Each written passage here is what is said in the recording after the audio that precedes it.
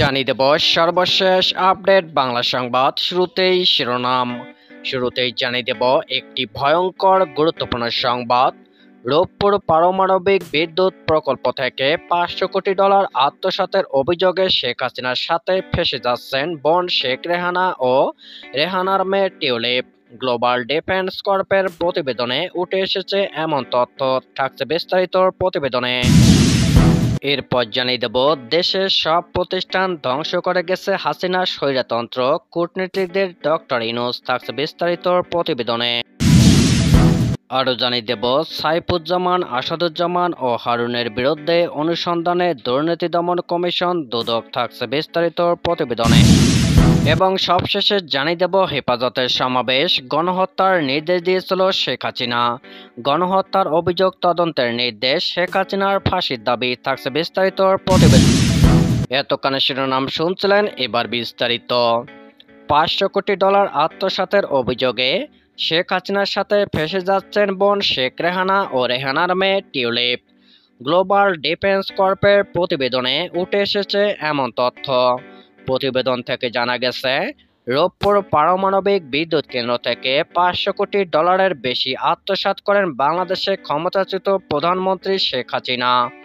তারা জানায়, মালয়েশিয়ার একটি ব্যাংকের মাধ্যমে তাকে অর্থ আত্মসাতের সুযোগ করে দেয় প্রকল্প বাস্তবায়নকারী সংস্থা রোসাট্রম, যাতে মধ্যস্থতা করেন ভাগ্নি টিউলিপ সিদ্দিক। দেশের সবচেয়ে বড় ও ব্যয়বহুল প্রকল্প রূপপুরের পারমাণবিক বিদ্যুৎ কেন্দ্র। আশা করা হচ্ছে এটি পুরোপুরি বাস্তবায়নের পর 20% বিদ্যুতের চাহিদা পূরণ করবে। সম্প্রতি এ বিষয়ে নিজস্ব অনুসন্ধানের ভিত্তিতে প্রতিবেদন প্রকাশ করেছে গ্লোবাল ডিফেন্স কর্পোরেশন নামে একটি পোর্টাল।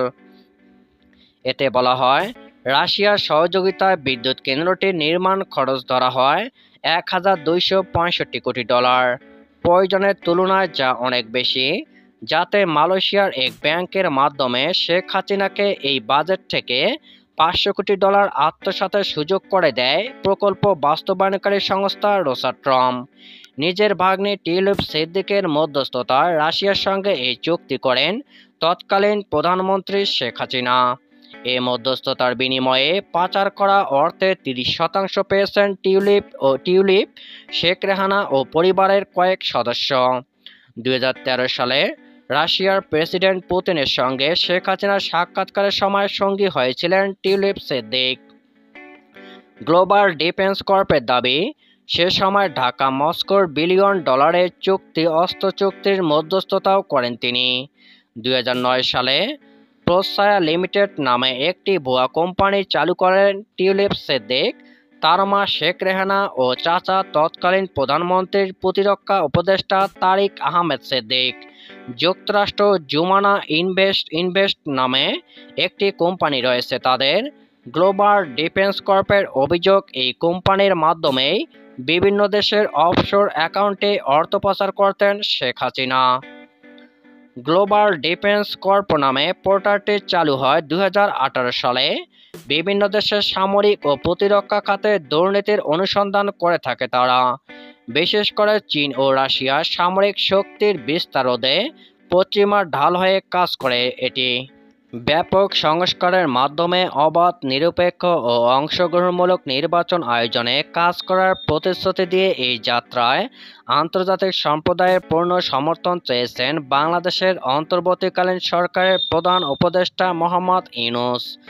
মঙ্গলবার ঢাকায় বিভিন্ন দেশ ও সংস্থার মিশন প্রধানদের নিয়ে এক ব্রিফিংয়ে তিনি বলেন, আমি এমন এক সময়ে একটা দেশের দায়িত্ব নিয়েছি যা অনেক দিন ধরে পুরোপুরি বিশৃঙ্খল। ক্ষমতা ধরে রাখার জন্য শেখ হাসিনার স্বৈরতন্ত্র দেশের প্রতিটি প্রতিষ্ঠানকে ধ্বংস করে দিয়েছে। বিচার বিভাগ ধসে গেছে।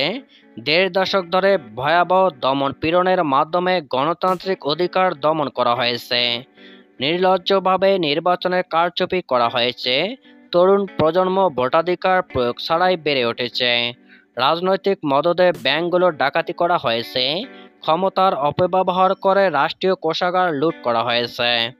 ইউনূস বলেন, যত দ্রুত সম্ভব নির্বাচন কমিশন, বিচার বিভাগ, জনপ্রশাসন, নিরাপত্তা বাহিনী ও গণমাধ্যমে মৌলিক সংস্কার এনে আমরা অবাধ, নিরপেক্ষ ও অংশগ্রহণমূলক নির্বাচন আয়োজন করব। জাতীয় পুনঃ একত্রীকরণের ক্ষেত্রে আন্তরিক প্রচেষ্টা আমরা চালাব।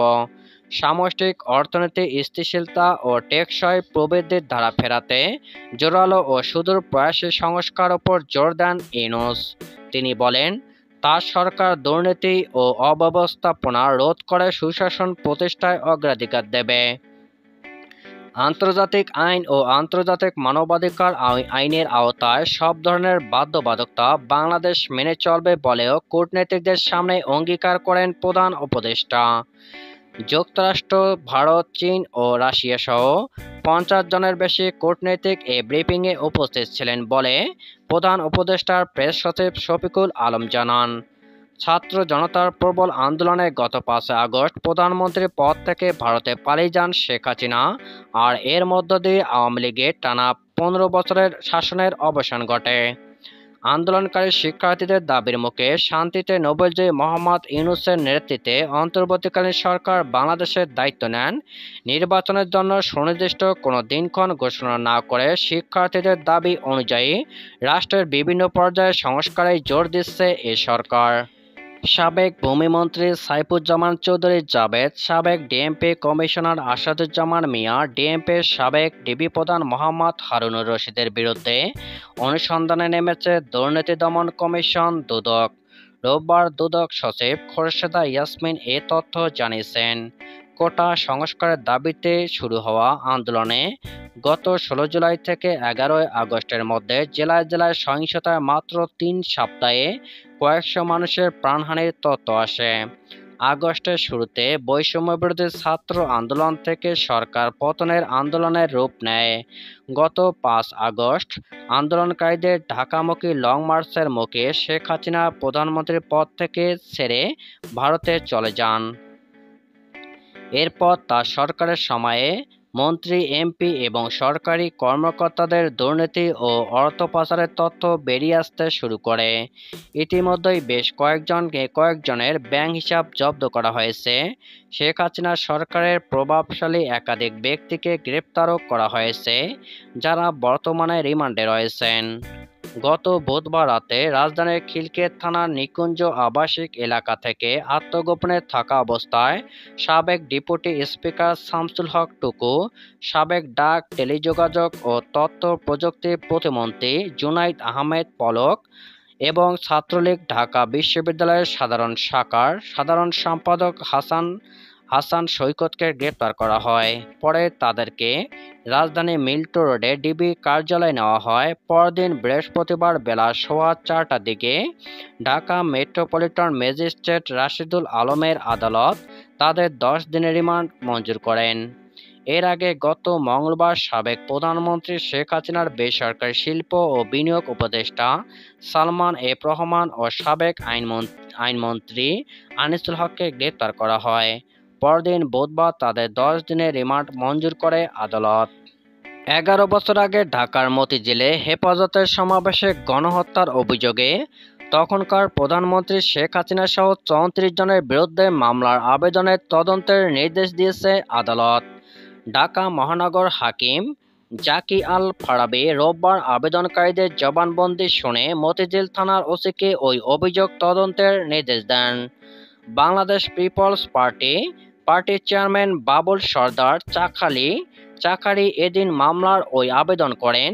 সাম্প্রতিক ক্ষমতাচ্যুত প্রধানমন্ত্রী শেখ হাসিনার পাশাপাশি আওয়ামী লীগ সহ বিভিন্ন রাজনৈতিক দলের নেতা ও নিরাপত্তা বাহিনীর কর্মকর্তাদের আসামি করার আর্জি জানানো হয়েছে তার আবেদনে।